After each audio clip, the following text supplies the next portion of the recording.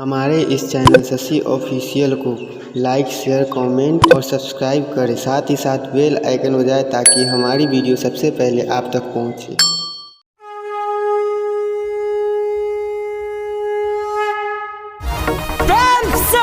शंकर भगवान की प्रेम से बोलिए सुमेश्वर नाथ की।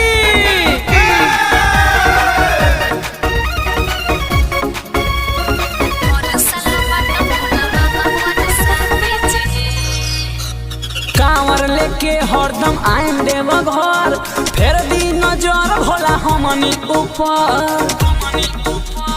कांवर लेके हरदम आई देव घर, फिर दिन नजर भोला हमने ऊपर। कभी चमत्कार अब कोरोना के मिटा दीजिए।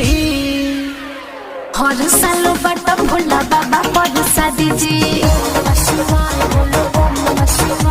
कोरोना के चलते रुकल बाबे शादी जी। हर साल बट भोला बाबा परसा दीजिए।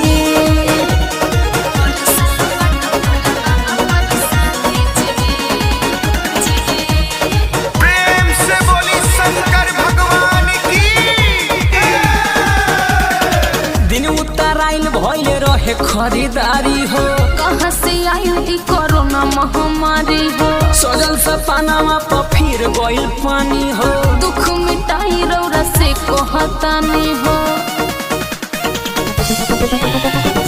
दिन उतराइल भइले रहे खरीदारी हो, कहाँ से आई कोरोना महामारी हो। सजल सपनावा पर फिर गइल पानी हो।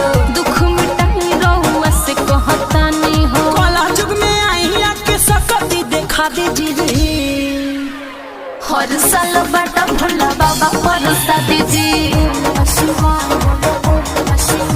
कोरोना के चलते रुकल बाबे शादी जी। हर साल बड़ा भोला बाबा परसा दीजिए।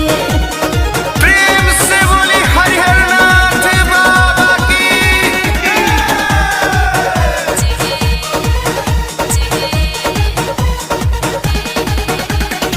सुने बन सब कर जोड़ी लगाइले, दुनिया से पाप अत्याचार के मिटाइले। सस के घर बाबा शादी जी।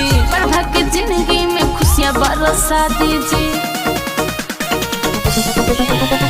सुने बन सब कर जोड़ी लगाइले, दुनिया से पाप अत्याचार के मिटाइले। सस के घर बाबा शादी जी। प्रभा के जिंदगी में खुशियाँ बरसा दीजिए। रस कहे भक्ति के ज्योति जगा दीजिए। हर साल बाटा भोला बाबा परसा दीजिए। कोरोना के चलते रुकल बाबे शादी जी। कांवर लेके हरदम आई देव घर, फिर दिन नजर भोला हमने ऊपर। कभी चमत्कार अब कोरोना के मिटा दीजिए। हर साल बाटा भोला बाबा परसा दीजिए। कोरोना के चलते रुकल बाबे शादी जी। हर साल बाटा